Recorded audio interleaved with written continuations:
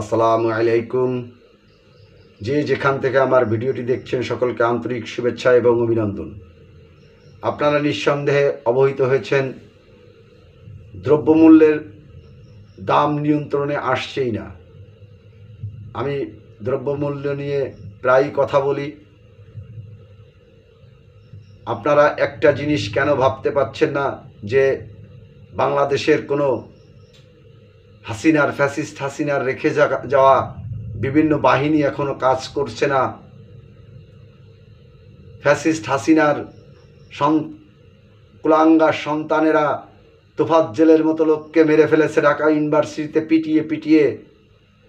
Fascist Hasina তার রন্দে রন্দে তার ঔরসজাত সন্তানদের রেখে গিয়েছে। রাষ্ট্রযন্ত্রটিকে অকার্যকর করার জন্য তারাই যথেষ্ট। আর তারাই জানে কারা ফ্যাসিস্ট হাসিনার, স্বৈরাচারী হাসিনার যে সমস্ত লোভী হিংস্র যারা বাজার নিয়ন্ত্রণ করে সে সমস্ত জারজ সন্তানকে তৈরি করে রেখে গিয়েছে। আর তারাই আজকে বাজার নিয়ন্ত্রণ করছে। সে সমস্ত দানবদের তৈরি করে রেখে গিয়েছে পুলিশ বাহিনীতে, যারা আজ ঠিকমতো ডিউটি করছে না। যে সমস্ত কুলাঙ্গার গামলা আমলা সরকারি কর্মকর্তা কর্মচারীদের তৈরি করে রেখে গিয়েছে, তারা রাষ্ট্রযন্ত্রের কোনো কাজই করছে না। তাই আপনাদেরকে নিজেদের রাষ্ট্র দায়ভার নিয়ে আগামীর রাষ্ট্র যাতে পরিচালিত হতে পারে সে ব্যবস্থা আমজনতাকেই নিতে হবে। বর্তমান সরকারকে অবশ্যই খেয়াল রাখতে হবে সরকারি প্রত্যেকটা কর্মকর্তা কর্মচারীকে বাধ্যতামূলক অবসরে দিয়ে নতুন করে যে 40 লক্ষ বেকার যুবক রয়েছে তাদেরকে যোগ্যতা অনুযায়ী চাকরির কর্মসংস্থান করতে হবে। আর এই সমস্তদেরকে কারাগারে প্রকোষ্ঠে নিক্ষিপ্ত করতে হবে যারা কাজ করছে না। যে সমস্ত কর্মকর্তা কর্মচারীরা শেখ হাসিনার দালালের জারজ সন্তানেরা, তাদেরকে গ্রেপ্তার করতে হবে। তারা রাষ্ট্রের ক্ষতি করছে, তারা রাষ্ট্রের জানমাল নিয়ে সিনেমিনি খেলছে। তারা মনে করছে শেখ হাসিনা আবার প্রতিবিপ্লব ঘটিয়ে ক্ষমতায় আসবে আমরা যদি রাষ্ট্রযন্ত্র কাজ না করি।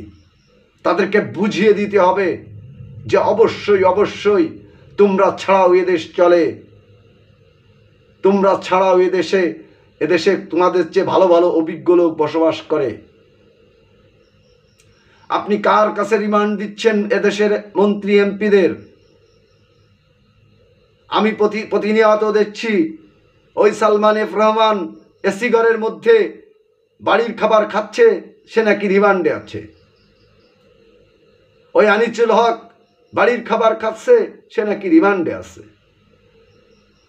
ওই শাহরিয়ার কবির বাড়ির খাবার খাচ্ছে, সে নাকি রিমান্ডে আছে।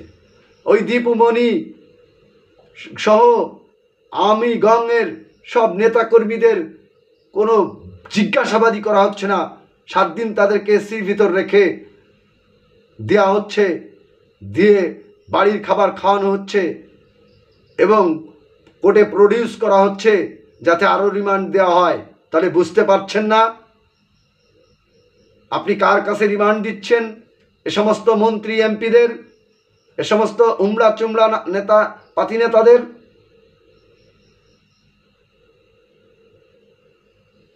পুলিশ তো একটি দানব বাহিনীতে, হায়না বাহিনীতে পরিণত করে গিয়েছিল ফ্যাসিস্ট হাসিনা। সাথে সাথে বাংলাদেশের প্রত্যেকটা রাষ্ট্রযন্ত্রের প্রত্যেকটা কর্মকর্তা কর্মচারীকে সে তার নিজের জারজ সন্তানের রূপে জন্ম দিয়ে গিয়েছে। তাই যে সমস্ত সন্তানেরা জারজ শেখ হাসিনার অবৈধ সন্তানেরা যারা রয়েছে তাদেরকে দ্রুততার সাথে ঘাড় ধাক্কা দিয়ে বাহিনী থেকে ওই কর্মস্থল থেকে বের করে দিয়ে যারা 40 লক্ষ বেকার যুবক বাংলাদেশের বেকারত্বের বোঝা নিয়ে পথে পথে চাকরির জন্য আন্দোলন সংগ্রাম করে যাচ্ছে, তাদেরকে যথাযথ যোগ্য স্থানে বসিয়ে রাষ্ট্র পরিচালনা করাই হবে এ সরকারের মূল লক্ষ্য। তা না হলে এ সরকার ব্যর্থ হয়ে যাবে। যে যেখান থেকে আমার ভিডিওটি দেখলেন সবাই শেয়ার করে দিন এবং আমার চ্যানেলটি সাবস্ক্রাইব করুন।